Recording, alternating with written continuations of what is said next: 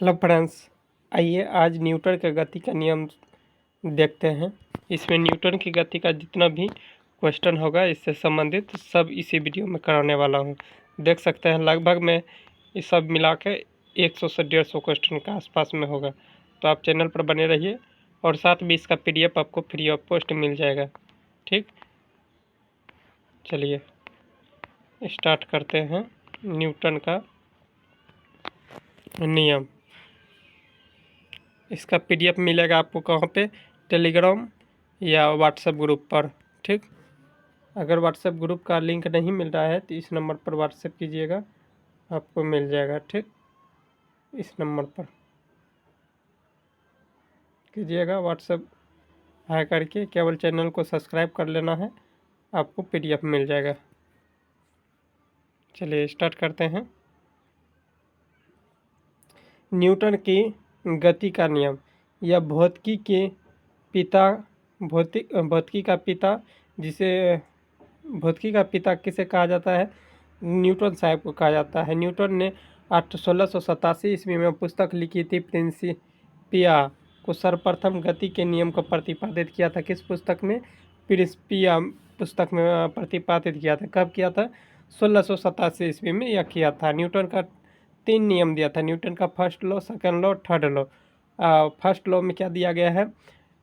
यदि कोई वस्तु विराम अवस्था में है तो वह विराम ही अवस्था में रहेगी जब तक कोई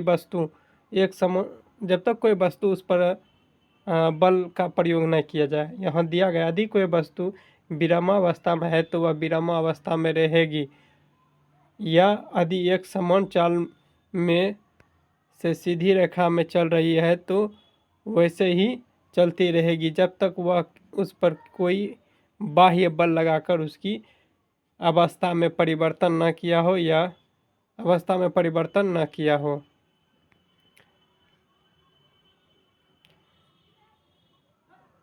एक मिनट, इसमें दिया गया है प्रथम नियम को कहते हैं गैलीलियो या जड़त्व का नियम। पूछेगा गैलीलियो का नियम का न्यूटन का किस नियम को कहा जाता है? तो प्रथम नियम को, या जड़त्व के नियम को अन्य नाम से न्यूटन का फर्स्ट नियम को जाना जाता है। आगे है किसी वस्तु का जड़त्व मापा जाता है उसके द्रव्यों द्वारा। जड़त्व के प्रमुख उदाहरण है ठहरी हुई मोटर या रेलगाड़ी में के अचानक चलने पर उस पर बैठे यात्री पीछे की ओर झुक जाता है, या चलती हुई मोटर गाड़ी अचानक रुकने पर उसमें बैठे यात्री आगे की ओर झुक जाते हैं। कंबल को हाथ में से पकड़कर डंडे से पीटने पर धूल कण झड़कर गिरते हैं। यह सब नियम किससे संबंधित है?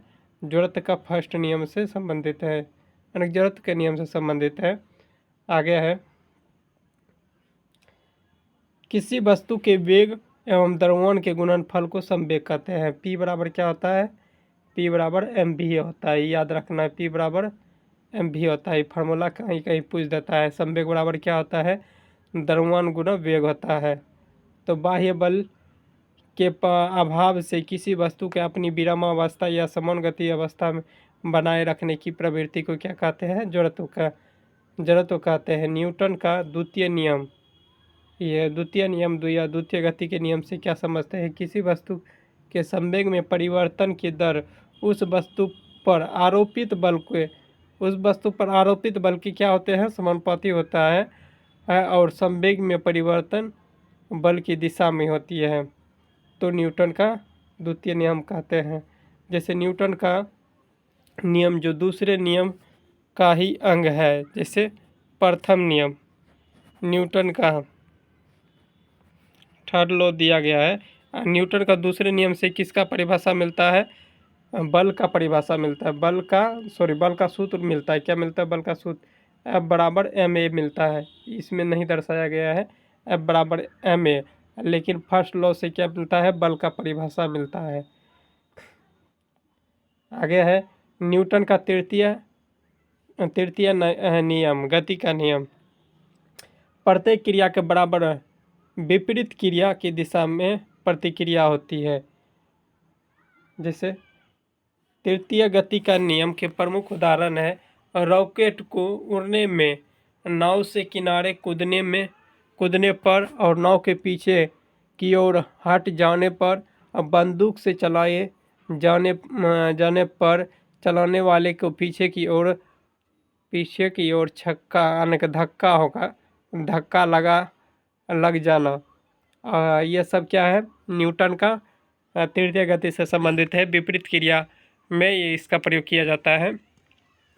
चलिए आगे देखते हैं। रेखीय संवेग संरक्षण। यदि कणों की किसी समूह या निकाय पर कोई बाह्य बल नहीं लगे तो उस निकाय के कुल संवेग के नियत रहता है, अर्थात टक्कर के पहले बाद का संवेग के बराबर होती है। आगे है रेखीय संवेग संरक्षण का सिद्धांत किस नियम द्वारा रूप में है?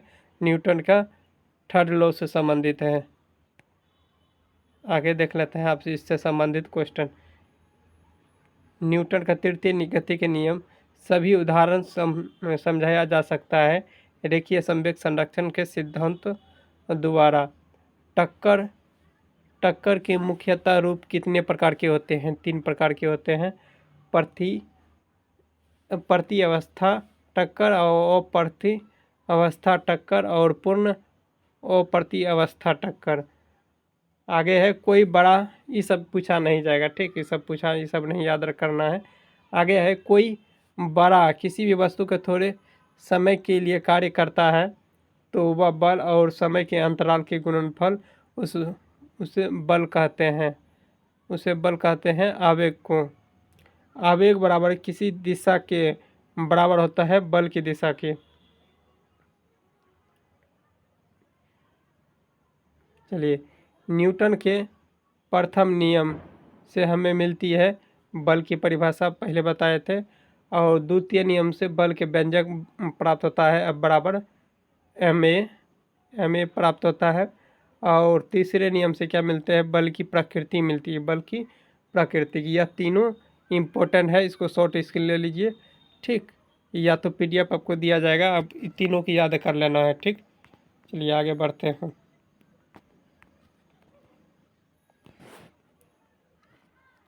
अभिकेंद्रीय बल उदाहरण है गाड़ी को मोड़ने पर चलाना या घर्षण, सूर्य के चारों ओर ग्रहों के परिक्रमण करना गुरुत्वाकर्षण के कारण होता है।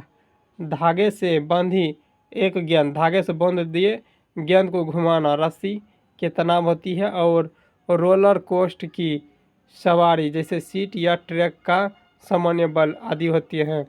अब केंद्रीय बल का उदाहरण है, वह अभिकेंद्रीय बल था, ठीक, जो केंद्र की ओर लगता था। अब केंद्रीय बल होगा वॉशिंग मशीन, कपड़ा को साफ करना या होना, प्रक्षालन मशीन, दूध मथने वाला मशीन जो होता है, प्रक्षाप दूध, क्रीम का पृथक होना, और वृत्ताकार पथ पर गतिमान यंत्र के एक यात्री का अनुभव करता है आदि सब यह किसका उदाहरण है? केंद्रीय बल का उदाहरण है। चलिए इससे संबंधित क्वेश्चन देख लेते हैं। बल आघूर्ण, बल द्वारा एक पिंड को एक अक्ष पर पारित घुमाने की प्रवृत्ति को बल आघूर्ण कहते हैं। सरल मशीन बल आघूर्ण के सिद्धांत पर कार्य करता है। सरल मशीन जो है किस सिद्धांत पर कार्य करता है? तो बल आघूर्ण पर कार्य करता है। उत्तोलक का किस सिद्धांत पर कार्य करता है? उत्तोलक भी किस पर करता है? बल आघूर्ण पर करता है। उत्तोलक का सिद्धांत की व्याख्या के नियम रखी थी आर्किमिडीज ने रखे थे। उत्तोलक के मुख्य रूप से कितने प्रकार की होती है? उत्तोलक 3 प्रकार की होती है। उत्तोलक के सेकेंड की सुई की कोणीय चाल कितनी होती है? π/30 होती है, π/30 या 180/30 डिग्री होता है, 30 याद रखना है। लट्टू को घुमाने किसका उदाहरण है? केंद्रमुखी बल के कारण होता है, केंद्र की ओर घूमते रहता है, केंद्रमुखी बल के कारण होता है। घूर्णन गति में बल के अनुरूप होता है, बल आघूर्ण के होते हैं अनुरूप। मशीन की दक्षता कितना % होता है? 100% से कम होता है। आगे है प्रथम श्रेणी के उत्तोलक में क्या क्या आता है। तो प्रथम श्रेणी के उत्तोलक में कैंची, पिलास और हैंड पंप और चापाकल, तराजू, नेल कटर और साधारण तुला, साइकिल और साइकिल का ब्रेक सरसी, हालांकि इतना सब क्या आता है उत्तोलक का प्रथम श्रेणी में। कहने का मतलब है कि साइकिल का जितना भी सामान रहेगा, पिलास उलास सब, ये सब किस में आएगा, कसने वाला सामान, वो सब आएगा प्रथम श्रेणी से। ठीक, आगे देखते हैं द्वितीय श्रेणी का उत्तोलक। सोरता, नींबू नचरने वाला मशीन और खैनी काटने वाला मशीन और एक पहिए के कूड़ा ढोने की गाड़ी आदि होता है द्वितीय श्रेणी। द्वितीय श्रेणी का उत्तोलक चिमटा, तृतीय श्रेणी का चिमटा हो गया, स्टेपलर हो गया, मनुष्य का हाथ हो गया, यह तीनों किस्म होता है तृतीय श्रेणी में। चलिए आगे देखते हैं। गुरुत्व केंद्र, जहां वस्तु का संपूर्ण भार कार्य करता है, चाहे वह वस्तु की जिस स्थिति में रखी जाए। अंततः गुरुत्व केंद्र पर वस्तु का भार के बराबर ऊपरी मुखी बल लगाकर हम वस्तु को संतुलित रख सकते हैं। वस्तु का भार गुरुत्व केंद्र से किस ओर कार्य करता है? ठीक नीचे और कार्य करता है। संतुलित के कितने प्रकार के होते हैं? 3, अस्थायी, अस्थायी और उदासीन तीनों होते हैं। घर्षण, फ्रिक्शन जिसे कहते हैं, यह एक प्रकार की बल है जो सहदेव गति की विपरीत दिशा में करते हैं। जैसे आप लोग चलते हैं तो आपका घर्षण जिस ओर चलते हैं उसका कार्य विपरीत दिशा में होता है, जिसके कारण हम आगे बढ़ते हैं।